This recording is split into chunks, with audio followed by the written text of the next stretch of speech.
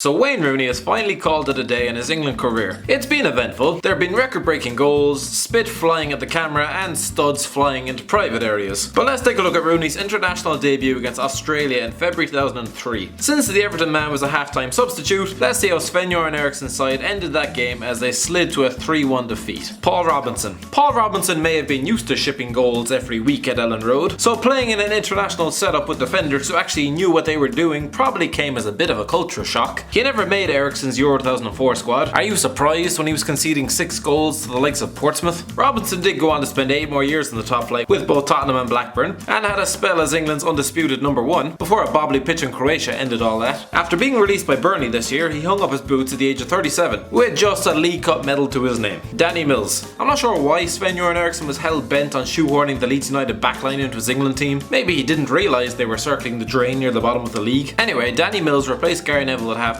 but his England career was dead within a year. He went on to spend 5 years at Man City, playing for a man who he still seems to detest with a passion, and was understandably released in July 2009, 1 year after the club won the lottery and realised they were too good for him. He immediately retired and currently works as a pundit and commentator for BBC Radio 5 Live. Wes Brown. Deputising for Rio Ferdinand at the break, Wes Brown's England career lasted 11 years. He has 23 caps to his name. I think that should tell you all about whether or not he ever managed to hold down a starting role at any point. The injury-plagued centre-half left Man United in 2011, spent a disappointing half-decade at Sunderland before playing 5 games as Blackburn trickled into League One last season. But at the age of 37, he's refusing to give it up, playing alongside Ian Hume and Dimitar Berbatov in the Indian Super League with Kerala Blasters. Now, Wes, if you can't get into their starting 11, just look for that pension. Ledley King. When we speak about Ledley King in 2017, we should be talking about a man approaching the end of his career with at least 50 caps for his country, and let's face it, probably having earned a big money move away from Tottenham about 5 years ago. Just kidding, Spurs fans, we all know he would have won many trophies without Adebayor. But no, he might be a king, but he was a slave to his own knee, his lack of cartilage decimating his career as the years went by. It got to a point where the Spurs captain was being wheeled out for matches without any training. He retired in 2012 at the age of 31, having played 321 games for Tottenham and 21 times for his country. He continues to serve his club as an ambassador. Paul Konchesky.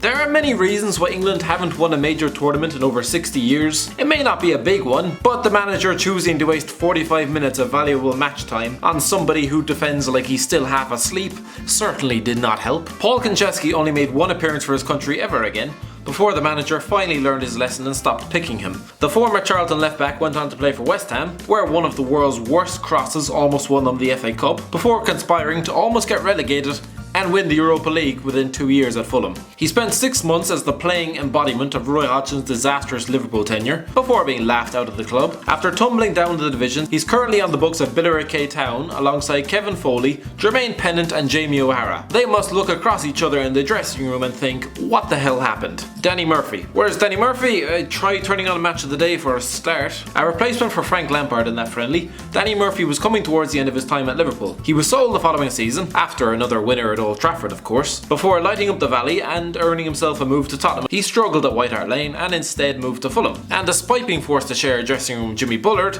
he stuck around to make close to 200 appearances and scored the goal to pull off the great escape. He retired in 2013 at Championship side Blackburn Rovers and has since moved into punditry, where he's made a career out of pointing out the blindingly obvious. He'll be after my job next. Owen Hargreaves. Owen Hargreaves might have come on as a sub in this game, but he spent more time in his career going off. Was that man cursed as a child or something?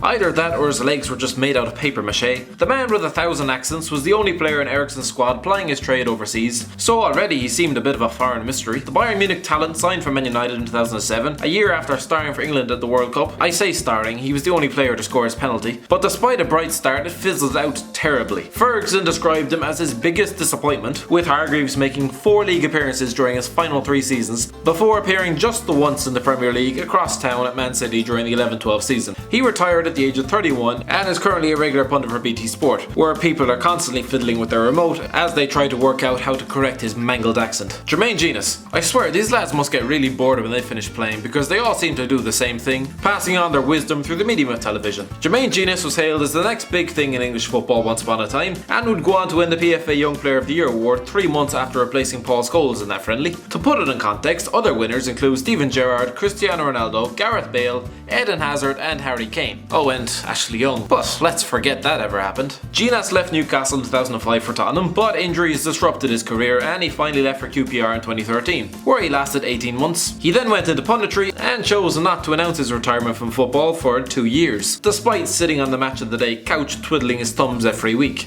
Darius VASSELL. Darius VASSELL for England. At the time, it seems silly. Looking back, it seems ridiculous. Maybe it was because he'd scored in his debut with a bicycle kick against Holland, but Eriksen seemed to have a thing for him. So much so that they'd end up working together again for Man City. VASSELL would end up missing the crucial penalty against Portugal at Euro 2004, and as his reward, would never play for his country again. He signed for Turkish club Ankaragücü, where his signing was treated as if they'd unveiled Lionel Messi, and not a centre forward who hadn't hit double digits in 8 seasons. He moved to Leicester City in 2010 to play under, yep, that man again. Darius, I hope you didn't tell him where you lived, it's getting a bit creepy at this stage. He left the club 2 years later before finally retiring. Francis Jeffers, saving the best for last. Replacing James Beattie, who himself was destined to be the next Alan Shearer, Francis Jeffers was the fox in the box who'd already come through the ranks at Goodison Park. He was the man Rooney would be looking to emulate, having earned a move to Arsenal in 2001. This was Jeffers' debut as well, and he got off the mark with a goal. But such was his unimpressive form at Highbury, he was never asked back into an England squad for the rest of his days. His fall from grace was dramatic and quick, a goalless 18-game spell back at Goodison on loan, the perfect tonic to any hopes he might have had for a spot in Eriksen's Euro 2004 squad, before flopping at Charlton, Rangers, Blackburn, Ipswich, Sheffield Wednesday,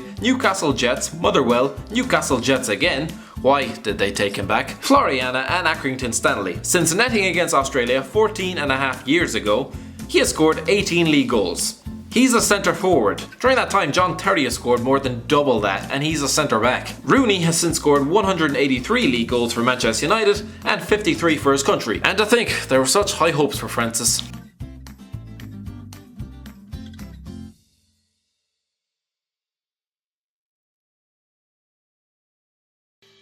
Thanks for watching. Don't forget to like, share and subscribe.